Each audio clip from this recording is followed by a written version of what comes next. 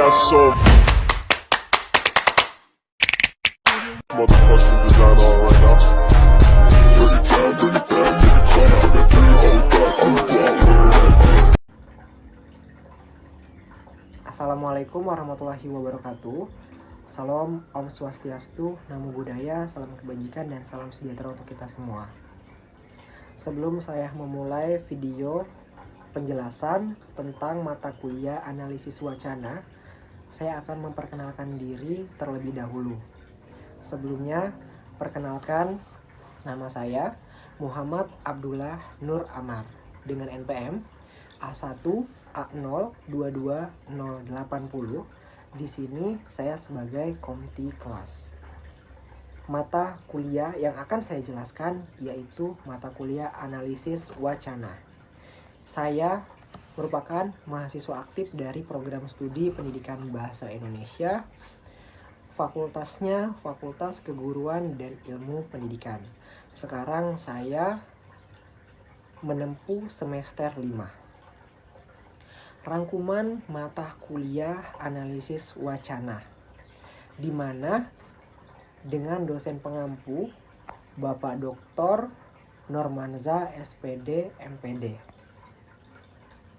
Analisis wacana adalah mata kuliah yang mempelajari cara menganalisis teks, tuturan dalam konteks tertentu untuk memahami makna, struktur, dan fungsi bahasa yang digunakan. Mata kuliah ini bertujuan untuk melatih mahasiswa dalam menginterpretasi pesan komunikasi secara kritis dengan mempertimbangkan hubungan bahasa, budaya, dan sosial dalam wacana.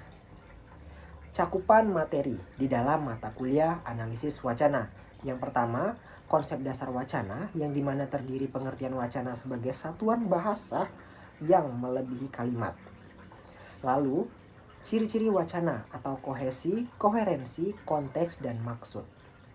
Lalu, ada juga perbedaan wacana, tulisan, dan lisan. Yang kedua, kohesi dan koherensi termasuk ke dalam penjelasan. Yang pertama itu kohesi, keterpaduan bentuk dalam wacana atau penggunaan kata hubung, pronomina, dan pengulangan. Selanjutnya ada koherensi, yang dimana hubungan makna yang logis antar bagian wacana. Yang ketiga, jenis-jenis wacana. Di sini ada wacana naratif, deskriptif, eksposisi, argumentasi, dan prosedural. Selanjutnya itu ada wacana formal dan non-formal. Yang keempat, teori dan pendekatan dalam analisis wacana. Di dalam ini terdapat penjelasan pendekatan struktural atau melihat struktur teks, yang dimana ada juga pendekatan kritis atau analisis ideologi dan kekuasaan dalam wacana. Selanjutnya ada pendekatan fungsional atau fungsi bahasa dalam komunikasi. Tentunya itu sangat kompleks. Selanjutnya itu ada analisis wacana yang kelima. Karakteristiknya wacana ini lisan, intonasi, jeda, repetisi. Selanjutnya analisis percakapan, wacana atau pidato. Yang keenam, analisis wacana tulis, yang dimana karakteristik wacana tulis atau susunan paragraf gaya bahasa.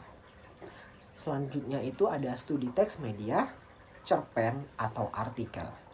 Yang ketujuh, praktik analisis wacana.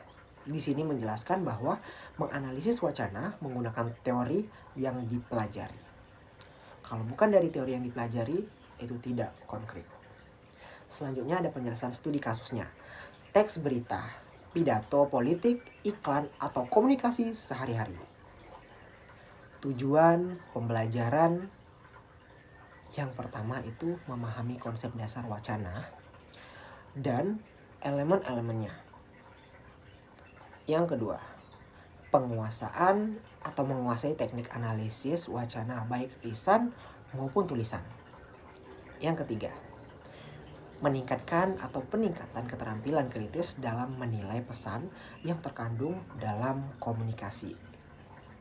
Lalu, yang keempat, menerapkan teori wacana pada berbagai jenis teks dan tuturan untuk mengidentifikasikan aspek sosial, budaya, dan ideologi. Ingat, aspek sosial, budaya, dan ideologi.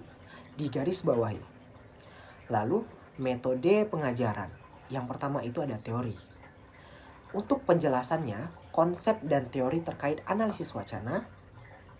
Yang kedua itu diskusi, yang dimana membahas contoh-contoh wacana dalam kelompok. Pastinya di dalam setiap mata kuliah pasti ada diskusi. Lalu yang ketiga, praktik. Menganalisis teks, tuturan, atau video sebagai tugas individual maupun kelompok. Dan selanjutnya itu ada proyek, yang dimana membuat laporan hasil analisis wacana dari sumber nyata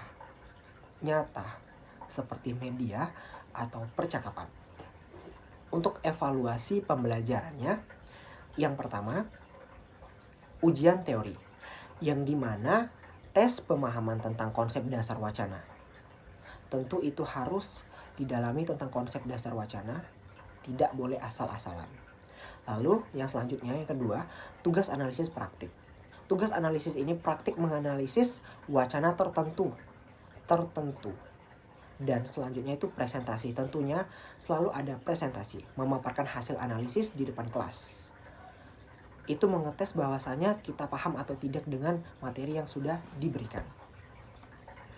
Untuk mata kuliah ini sangat penting untuk membekali mahasiswa agar mampu berpikir kritis, menganalisis pesan, komunikasi secara mendalam, dan memberikan pemahaman peran bahasa dalam membangun makna serta ideologi di masyarakat. Itu saja yang bisa dapat saya jelaskan. Semoga penjelasan saya bisa memberikan makna dan ilmu-ilmu yang sangat luas sehingga bisa dapat dipahami dengan jelas. Terima kasih. Apabila saya terdapat kesalahan kata-kata, saya mohon maaf. Kepada Allah saya mohon ampun. Billahi taufiq wal hidayah. Wassalamualaikum warahmatullahi wabarakatuh. Salam literasi.